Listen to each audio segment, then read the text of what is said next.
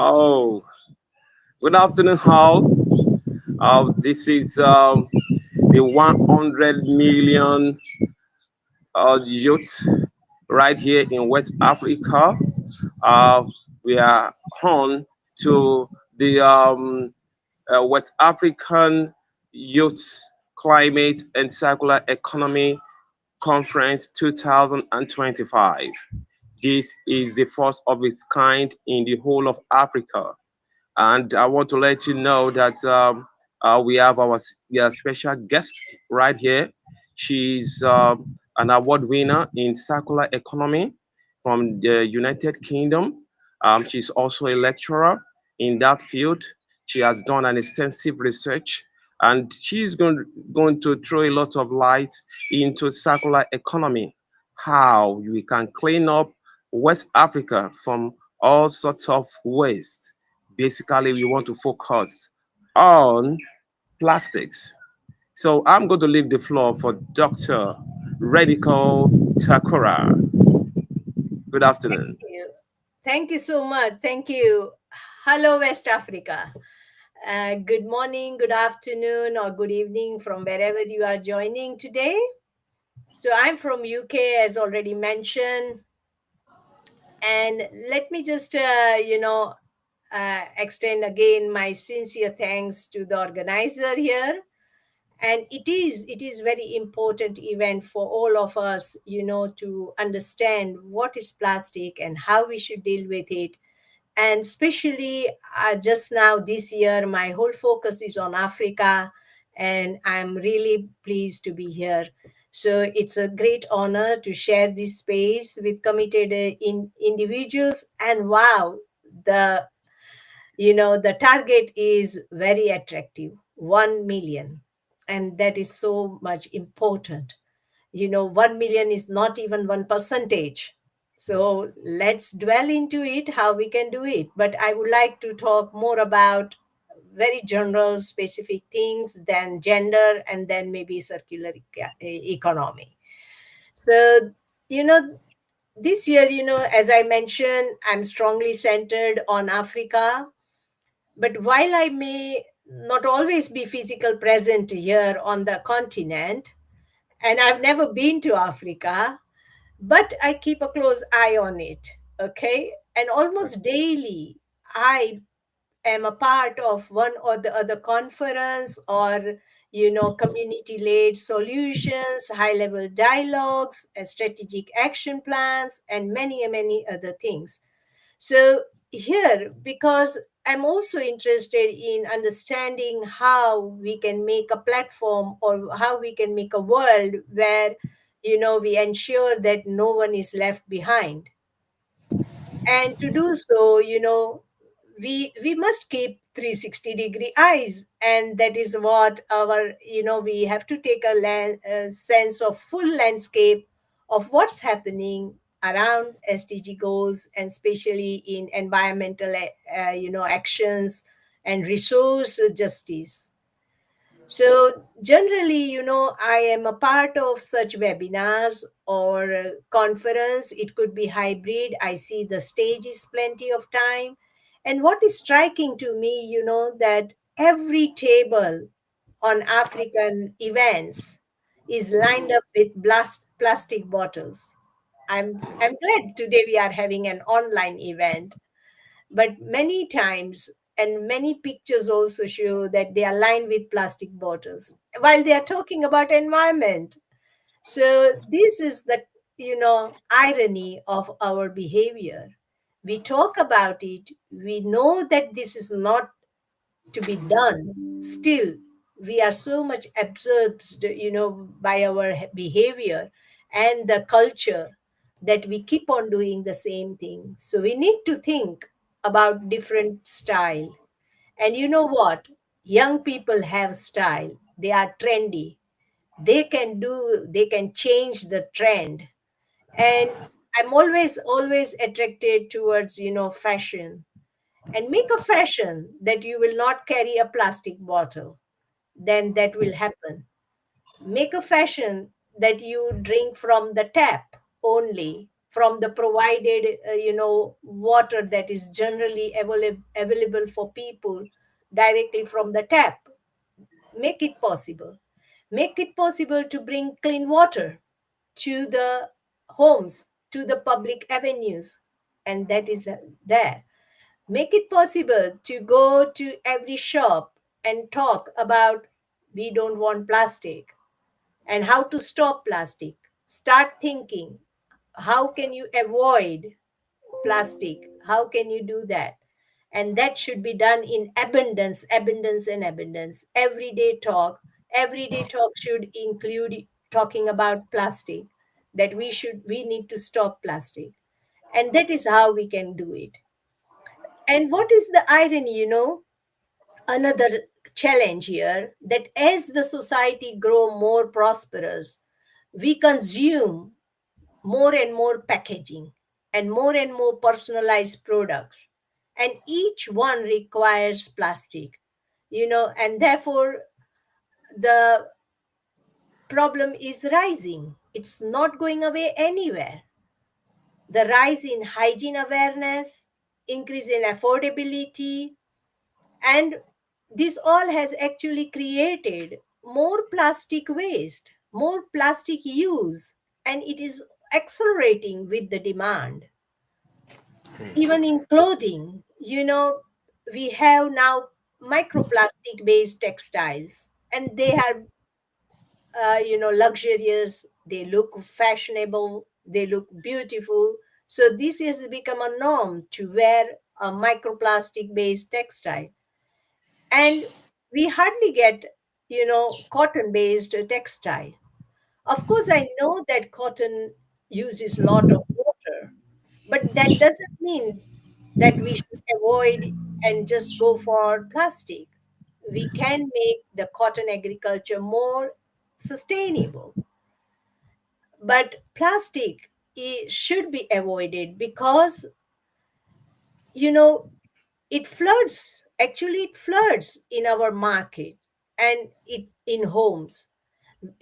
Plastic is cheap, modable, and chemically inert. Therefore, of course, it is usable. It is very useful property. It has very useful property, and many things are just made from plastic and cannot be made from any other material because it has that unique property. And but we need to make our minds, our businesses, our activities think that how we can change our practice. What are the alternatives? Are there any nature based solutions? Are there any alternative that will bring less harm to the environment and even to the people's body and fauna and flora? So that is what we need to think. If we keep on using plastic, then we are careless. And if we keep on using the way we are using and disposing it, meaning that we are having a just linear use of it, and therefore we are not having a circular mindset. We should be having a circular mindset that, okay, if I am using plastic, what I'm going to do about it? How am I going to dispose it? And when I dispose it, who is going to reuse it? How it is going to be reused? It when it is reused, are we going to use energy? What type of energy we are using? And when we are using energy, are we using renewable energy? And so on. And even with the renewable energy, are we having proper renewable energy without impacting communities uh, justice or their resources, and so on? So we have to keep on thinking and change our way that we think, and we bring that circularity into the market, I mean our processes. And of course, this plastic does plenty of problems like clogging drainage system and therefore exacerbating floods. It chokes into marine life and it litters landscapes. You know, so we should be having some understanding that how we keep our environment clean, but also dispose all these waste responsibly. For example, there are also good examples, of course, in Rwanda. uh, they have now banned plastic bags entirely. Even Ghana and South Africa are investing in recycling hubs. So there are few good signs. We should follow that trend. We should follow how that is done and how it is done. Even GSFN has initiated three usable banks in Africa. So we should be starting on looking into, either we have, like, is there any biodegradable packaging material? Is there any packaging that can go for a long life without being able, like, without asking to be discarded in after one use? So these are few things that we need to keep in mind. Now let me talk a little bit about gender, because that is also very important. And plastic, from production to development, disposal, all the way it affects women, and it affects severely compared to men. And if you look at the consumption, even women, default of their roles and needs, tend to use more plastic. For example, in their m- menstrual hygiene products, sanitary pads, and so on, they are 90% plastic, and they are monthly used by billions of women. And each pad can take 800 years to decompose. So you can imagine how big environmental hazard it is, as well as health risk. So plastic leach harmful, chemicals like bisphenol A, that is BPA, an endocrine disturber, and it is linked with reproductive issues like including PCOS and infertility. So these are the problems by default women have, and therefore women, it impacts women a lot. But also in clothing, generally women wear legging, tights, intimate apparel, and so on, and they are all plastic based material. When washed, these plastic shed microfibers and they get into the water systems, and eventually they get back to our bodies. And also, woman's body is, it acquires, has more fat, and it stores more fat, and therefore due to biological factors, it absorbs more plastic toxins than men. So again, the whole cycle shows that, all processes shows that women are affected the most. And if you talk about, waste industry, where plastic are gathered and they are exposed, and they are in the waste industry, where they work with plastic bags and other things, you will see that women are the main workforce there, and they are significantly directly impacted. Their body and their physical health is impacted by the toxic environment in which they work. And hardly they are given some protective things that would protect their health. So there is a problem, and we should be looking at this all to truly turn the tide on plastic pollution away, back, and evaluate women into leadership, supporting their role in scientific research, and create a more gender responsive policy solutions. And so, we should ban actually single use plastics. So make campaigns for those things, make a trend for that you will never buy single use plastic. Use trendy bags that can allow you to use again and again, which are made from cloth, and so on. Invest in, always buy clothes from recycling hubs, I don't know if it is a real trend in Africa, but it is a real trend in UK. I myself have never bought a virgin or new cloth from last 25 years since I have been in environmental area. And you can buy everything, like my house has everything that was reused, so you can do that. And finally, I would say that we have this opportunity to leapfrog into sustainable systems, and 1 million hands means 2 million hands, like 1 million youth meaning 2 million hands. And if we look at your friends and family, we can immediately grow to 10 million or 20 million. So let's do that. I would leave you for plastic to planet friendly planet. So that is what I would like to highlight today. Thank you very much. Okay.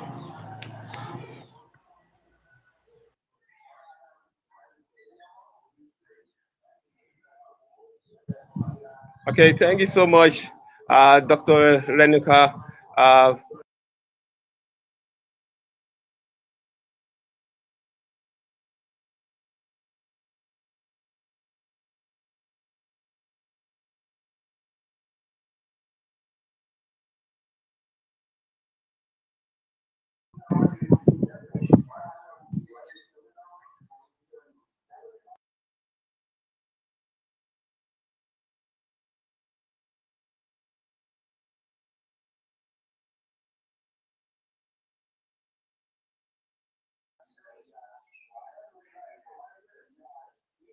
okay. Good afternoon, Monsieur Emmanuel.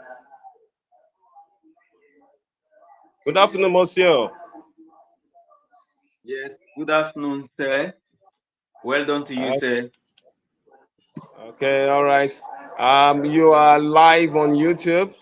On the 100 million West African Youth Climate and Circular Economy Conference. We'd like you to help us throw more light on the impact of a French language in climate change and circular economy in West Africa. As we all know that, most of all these countries are French-speaking countries. So please, Monsieur, we know that you have an extensive knowledge in Nigeria. You are one of the top French teachers in Nigeria and beyond. You know, we've been to other countries in West Africa where you teach French as a language. So please, can you just help us throw more light on the impact of French language in circular economy? Thank you. Okay, thank you very much, sir. It's a great pleasure for me to be to this evening to be part of this meeting, which I do not take for granted. Please permit me. I will like to mix it up a little bit, French and English, so that our people also all over Africa, in the French-speaking country, will be able to hear what we are talking about. So, merci beaucoup, monsieur. Monsieur, c'est un grand plaisir d'être dans cette réunion ce soir. Je m'appelle monsieur Emmanuel, je suis un professeur de français et par la grâce de Dieu, j'ai eu l'opportunité de pouvoir voyager dans certains pays africains. Et donc, j'ai la connaissance de certaines choses lorsque nous parlons de l'influence de la langue française, lorsque nous parlons du climat et des déchets à travers l'Afrique. Effectivement, l'Afrique, plus précisément, l'Afrique de l'Ouest, est peuplée par les pays francophones, Et ces pays francophones ont besoin d'orientation concernant l'utilisation ou comment on peut gérer les déchets pour pouvoir avoir un bon climat à travers l'Afrique de l'Ouest et généralement au niveau de l'Afrique. Mais d'abord, j'aimerais parler de l'Afrique de l'Ouest et ces pays qui y sont, ces pays qui y sont, précisément le Nigeria qui est entouré par plusieurs pays francophones comme le Bénin, comme le Tchad, comme le Niger, comme le Cameroun et ainsi de suite. Et parlant des impacts, de l'impact ou de l'influence de la langue française dans le climat et dans l'usage des déchets, il est bien de comprendre que la sanité est très importante dans notre vie parce que un endroit qui n'est pas propre, cela nous lead aux maladies infectieuses. Et pour pouvoir être en bonne santé, nous devrons maintenir notre environnement. Nous devons maintenir notre environnement, avoir un environnement propre, un environnement bien organisé, un environnement qui sera une image internationale. Et comme on le dit si bien, l'Afrique étant le berceau de l'humanité, il est très important que nous puissions travailler dans une union en tant qu'Africains, afin de pouvoir développer notre continent. J'aimerais parler aussi de la portée régionale et de l'intégration du sujet que nous traitons aujourd'hui. Il faut savoir que en Afrique de l'Ouest, sur les 16 pays d'Afrique de l'Ouest, nous avons 8 qui parlent la langue française.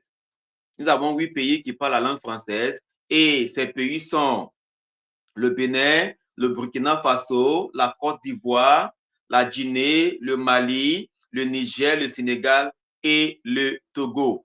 Et il faut aussi savoir que le français est un moyen de communication parmi ces pays-là.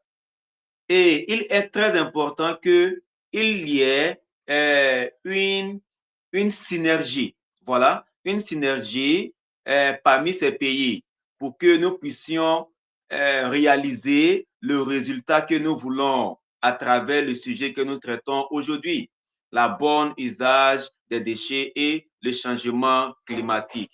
Maintenant, il y a aussi l'influence politique.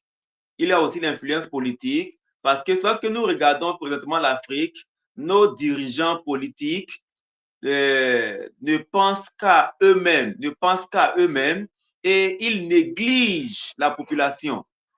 Ils négligent la population, mais si le système politique de l'Afrique peut être unifié, cela va permettre d'avoir une harmonie qui permettra à l'Afrique de se développer à plusieurs niveaux et d'avoir une Afrique très, très propre. Et si les présidents, par exemple, de l'Union économique et monétaire de l'Afrique de l'Ouest, les présidents de la communauté économique des États de l'Afrique de l'Ouest, et ainsi de suite, peuvent venir ensemble, travailler ensemble, unifier les pays africains afin que nous puissions avoir une Afrique très, très propre et présentable au niveau mondial. Mais sans oublier aussi, il ne faut pas oublier au niveau de l'éducation et de la sensibilisation.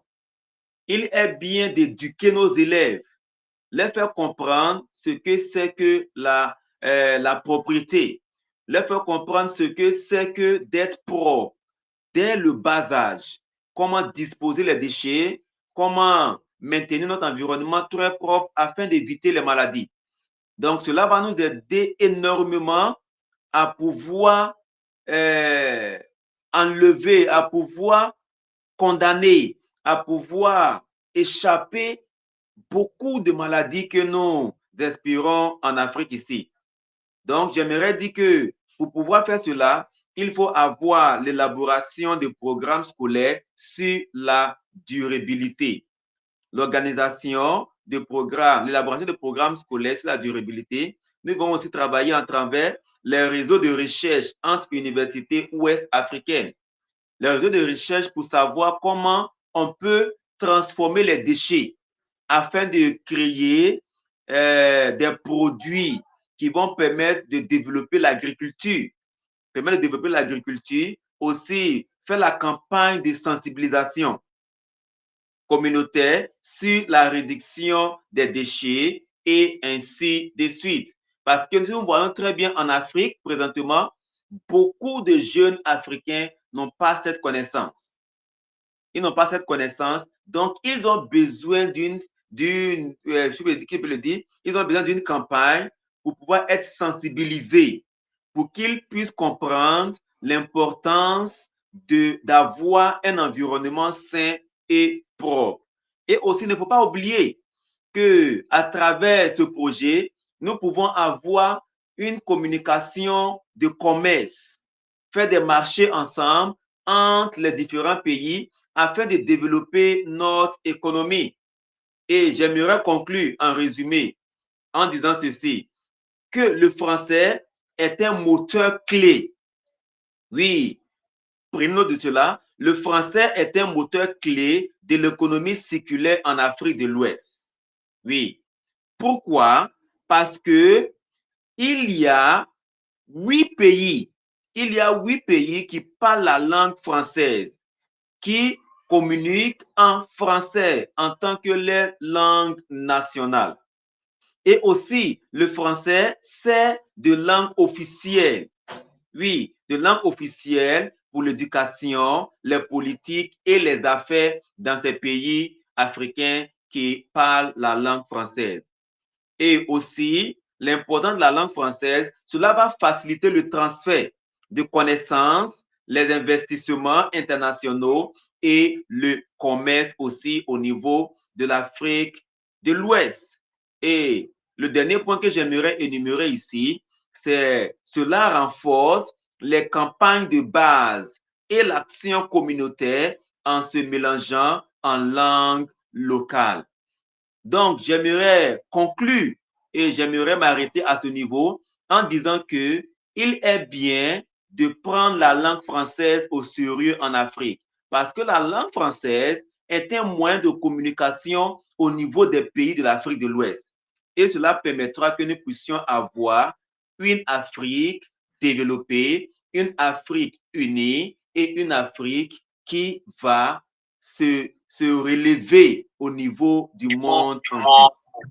So I would like to stop here for now. I believe that my people from other countries, they heard clearly what I said about the topic we treated today. And we believe that we are going to have a greater Africa very soon. Merci beaucoup. Thank you very much, monsieur. Okay, okay. Thank you so much, Monsieur Emmanuel, for that translation on the French language.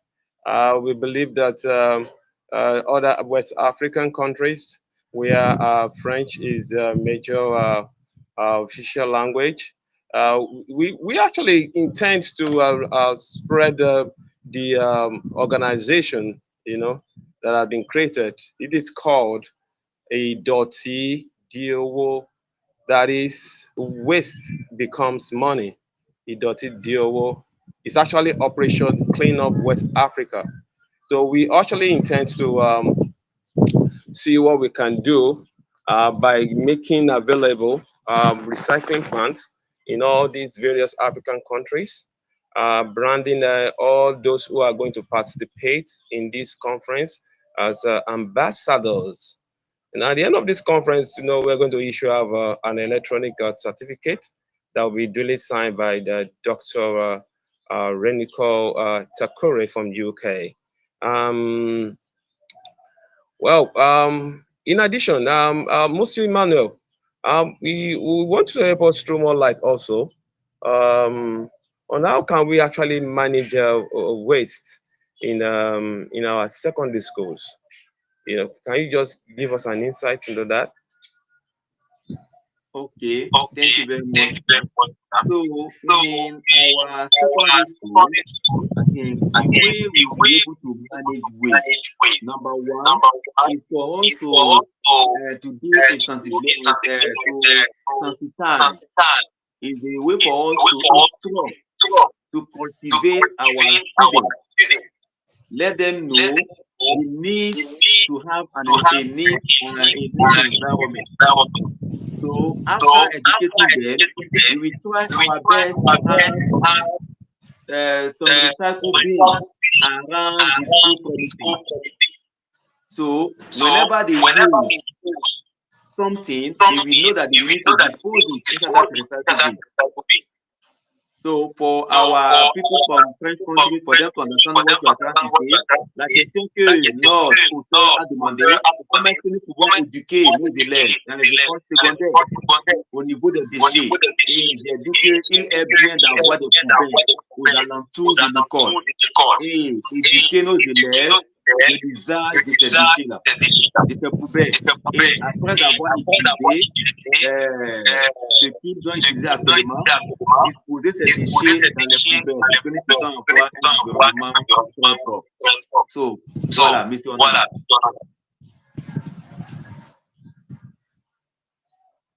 Okay, all right. Thank you, Monsieur. We actually realize that Lagos State generates one of the largest waste in West Africa, and there is a lot of work that have been done, in cleaning up Lagos. But there's still more work to do. The likes of recyclers, the likes of other initiatives, most especially from Ibejuleki local government area of Lagos State. There are some of these communities where all these big trucks cannot really, find their way into. The local government chairman here, right here in Ibejuleki, has done a lot of work, by creating a tricycling, that can move into those communities, picking up those weights and bringing them out. But I still believe that there's so much work to do. For example, now we have these young boys that do carry waste sack. If you see the way they move around in the morning, with slippers, unprotected hands, and sometimes you see them looking so dirty. I believe there can be a rebrand in this direction. This is what my humble self and Dr. Renuka and with other engineers, in Nigeria are actually working towards to. We hope to get into all our private schools.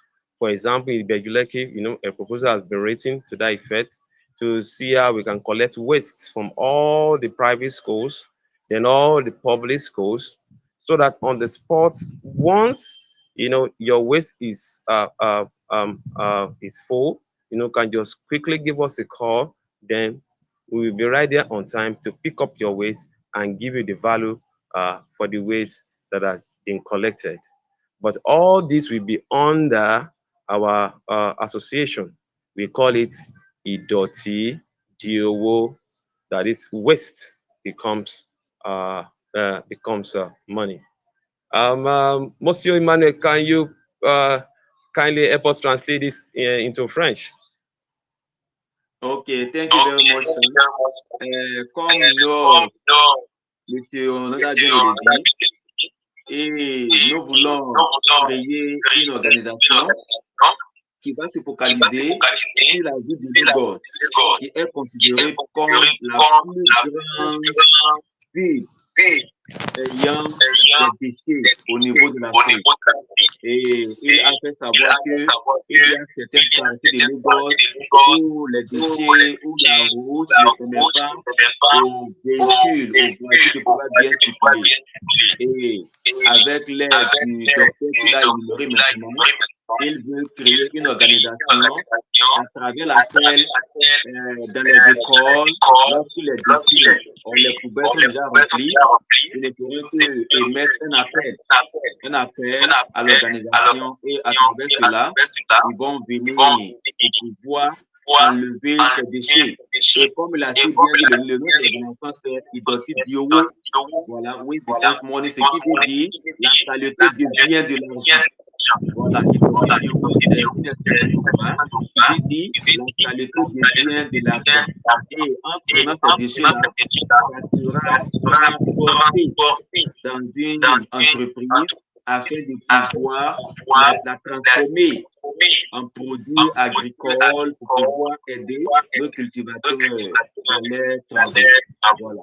Voilà. OK. Professeur Monsieur Onoda. Okay, thank you so very much, Monsieur Emmanuel. Um, in addition, Doti Diowo, that is, an organization that just been created to create jobs to, for young people out there who are actually looking hard for jobs because there is a lot of money in waste. So now we want to see how we, like one of my colleague, Prince Adeyemi, in the course of my discussion with him, he came up with a slogan. He said, Operation Clean Up Nigeria, Idotidowo. uh, and, I, and I love a lot, from the angle from where he's taking it from. Because I look at the 36 states of Nigeria, clean up the 36 states of Nigeria, having an ambassadors, across every state in Nigeria. That is, we are talking about, all the primary schools, all the secondary schools, all the tertiary institutions in Nigeria, College of Education, polytechnics, our universities, picking up all these ways. We can have ambassadors right in those schools. And once we have all those ambassadors, we just pick up those ways from these designated places, and it turns to money for them. And before you know what's happening, we have a clean environment. So these are, the impacts of the younger generation, on what the federal government has been doing. Though we are actually looking out for uh, um, partnership with the federal government, with other stakeholders, with bundling companies, and to ensure that this idea, take over the entire West Africa and beyond. Monsieur Emmanuel, Monsieur, Okay. Oui, je suis can avec you vous. give us a brief summary on that in Ok. French for the sake Très of bien, très those bien. who Ce understanding? que mon cher ami et aussi collègue vient de dire, c'est qu'il a eu une discussion avec son ami où il vit actuellement. Et en fait, ils ont pensé à élargir cette idée pour pouvoir créer une entreprise au niveau du Nigeria. Il veut dire rendre le Nigeria propre, rendre le Nigeria propre et avoir des ambassadeurs à travers les 36 États du Nigeria. Et ça, c'est un très grand projet. Et pour pouvoir réaliser ce projet, ils ont besoin de l'aide du gouvernement du Nigeria, voilà, du gouvernement du Nigeria, et aussi avoir une structure au niveau des organisations, des organisations privées, afin de pouvoir les aider à réaliser ce projet-là. Voilà. Okay, all right. Thank you so much, Monsieur. Please don't go yet.